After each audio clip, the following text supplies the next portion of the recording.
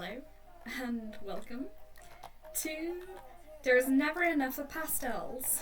We are here. I love Pastel Impact. I love my adorable little characters. That's why I have Sigewinne and why she's built and why I have a DPS build for her. That's why I got Yaimiko. It's why Mizuki is one of my mains. But yeah. We are playing an Ineffa team that is borderline silly, but actually my strongest Ineffa team. The builds are Ballad of the Fjord's Gilded Dreams, then Songs of Days Past, Silver Shower Heartstrings, Mappamare, Golden Troop. I actually went and farmed Golden Troop, I never do that.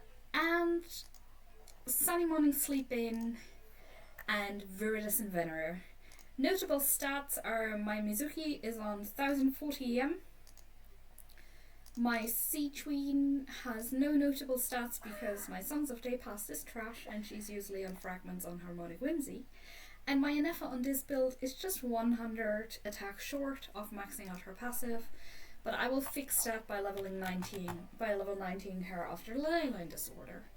So, my favourite local legend. I should be fighting him more so that I can get this series properly done, but the good thing about using the local legends for this is that we're not running into the potential problem of his stats changing in Abyss next version, so we do have a little more time. I do love fighting him with Molani because when you fight him with Molani, he actually, like, if you mark him with Charky, he actually, like, stays marked, so you'll see that in a couple of weeks. But for now, this is my Ineffa team. So usually my Sigewinne is on a DPS build, so I'm really not used to off-fielding her, which has made this team a little less good during Abyss, but my Mizuki is actually really strong. She is level 80, I'm planning on bringing her to level 90 soon. Her artifacts are really good, like I got some really good EM pieces on VV. And yeah, you see, the lunar charges aren't the 40k that I get with other teams, but they're good. The only problem here is that my Yaimiko is incredibly underleveled. And I don't have the capacity to level her more because I've got a lot of other characters that are prioritized before, so then things like this happen. Yaimiko gets one shot. But this is what we have Sigewinne for. So I like skill burst with Sigewinne a little more than burst skill because you saw she only did 5.4k. And the reason for that is that she just doesn't have enough levels. So now we don't have Electro application outside of Brigida, which is bad. So we have to Yaimiko first, and we have to hope our shield holds. And we're going to refresh our shield. We are applying the Hydro with Sigewinne in the usual rotation. It's not that necessary with this team, but it does work. Ironically, the normal numbers that you're seeing there is just random hits. I don't know which random hits, like that 2k was Sigewinne, the 2.1k before was Ineffa.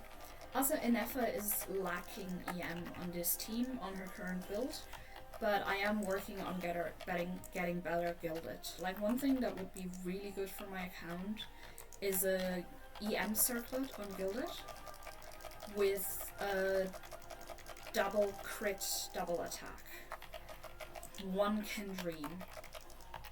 So now Sigewinne has 16k attack HP left, so we just do this. Burst. I don't like doing burst skill with Ineffa.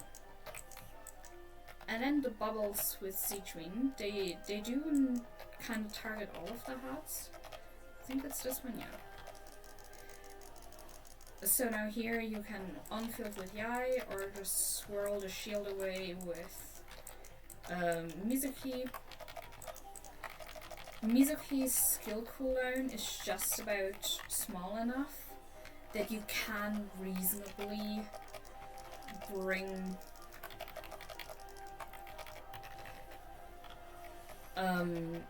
switch to Ineffa when your shield goes away and then come back to Mizuki. So we'll just swirl now, and I think he'll be gone before we have to use Sigewinne for further Hydro up.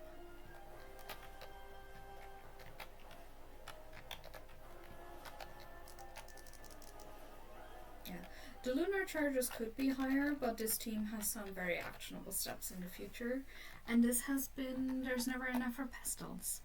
See you next week for another silly Ineffa team.